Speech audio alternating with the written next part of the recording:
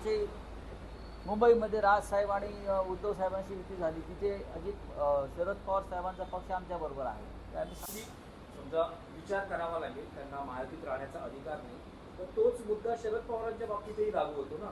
महाविकास आघाडीत राहण्याचा शरद पवारांना अधिकार आहे का?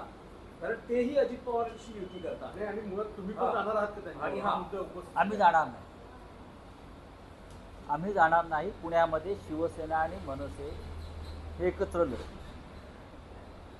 काँग्रेस आमच्याबरोबर येणार असेल तर आम्ही नक्की त्यांच्याबरोबर चर्चा करू. आतापर्यंत पुण्यामध्ये काँग्रेसची चर्चा झालेली आहे, सुरू आहे. हे पण सांगतो, नाशिकमध्ये काँग्रेसची चर्चा सुरू आहे. मीरा भाईंदर किंवा अशा अन्य ठिकाणी काँग्रेसची चर्चा आमची सुरू आहे.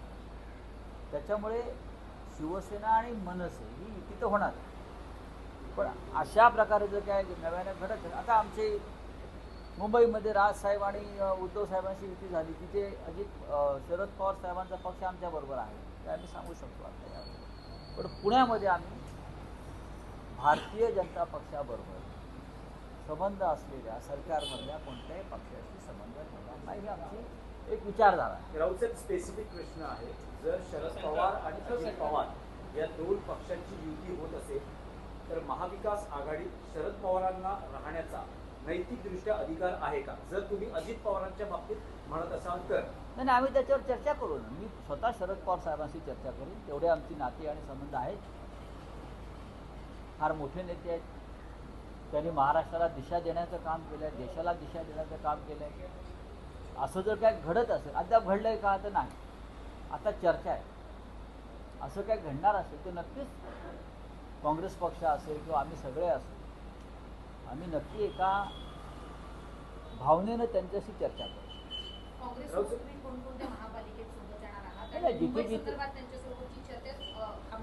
मुंबईत त्यांच्याबरोबरच्या चर्चेला आता पूर्णविराम मिळालेला आहे, पण मुंबईच्या बाहेर त्यांच्याने आमच्या बैठका आणि चर्चा स्थानिक पातळीवर सुरू आहे. उद्या जी घोषणा होते आहे, राज ठाकरे उद्धव ठाकरे यांच्यासोबत काही घटक पक्ष म्हणजे एनसीपी, तुम्ही म्हणाल तर आजपासून त्यांच्यावर बोलणी होत आहे, तर एनसीपी शरद पवार हेही या व्यासपीठावर असतील का? जर आज एनसीपी बरोबर आमची चर्चा अंतिम टप्प्यात संपली तर माननीय शरद पवार साहेबांनी सुद्धा या पत्रकार परिषदेला उपस्थित राहावं अशी आमची इच्छा आहे, आणि आम्ही त्यांना त्याबाबत आज संध्याकाळपर्यंत, आता पुण्यात आहेत ते, तर आज रात्री मुंबईत येतील, तर आमची अशी अपेक्षा आहे की ते येतील. आम्ही त्यांना निमंत्रण देऊ आणि 100% ते येतील. जागा वाटप फायनल झालंय? नक्की फायनल ना, त्याशिवाय एका युतीची घोषणा होणार आहे. राजसाहेब आणि उद्धव साहेबांची जी युती होते आहे त्यात जागा वाटप पूर्ण झालं आणि व्यवस्थित सुरळीत पार पडलाय बाळंतपण, काय काळजी करू नका. नाही, पण जी घोषणा होईल ती नेमकी कुठे होईल? काही ऐतिहासिक संदर्भ असेल का ठिकाणाला? तो ऐतिहासिक संदर्भ आहे, जागा कळवतो.